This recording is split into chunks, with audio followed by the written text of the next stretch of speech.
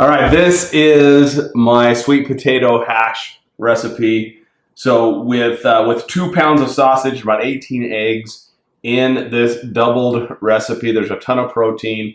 The sweet potatoes give it a nice little kick, and the particular sausage that we use gives it all the spice that it needs, and it's awesome. I'm going to show you exactly how to make it. All right, these are the ingredients that I use for this particular hash. Of course, we use avocado oil. We actually buy this at Costco. High smoke point, low linoleic acid.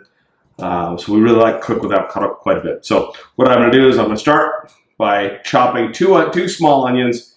Keep in mind, I'm doubling this recipe because I want it for food prep for the week, because we're going to eat this throughout the week, since technically it's a breakfast, but whatever. It's dinner tonight, and then we're going to have some more later this week. So 2 onions. I'm going to chop the onions, and then I'm going to cook them in avocado oil until they're just a little bit fragrant, maybe starting to turn a little bit brown. When that happens, I'm going to add Mulay's natural Italian sausage. I picked this up at Natural Grocers. They also have a chorizo that I've made this before. It just makes it extra spicy.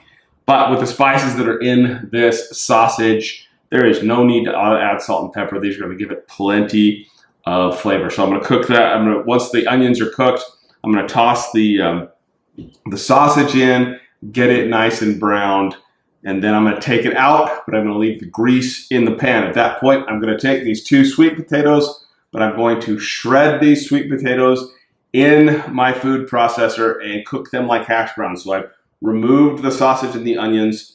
Then we're going to add this. Add a little bit of oil, let it warm up just a little bit. Then I'm going to add these and cook them just like they're hash browns. Once they're cooked, I'm going to add that sausage, that onion back to the hash browns.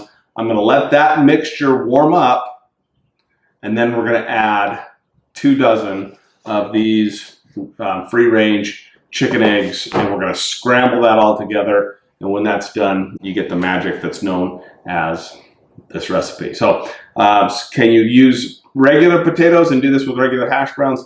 Yes. That kind of bumps it out of the reduction phase, your more maintenance phase, doing it that way.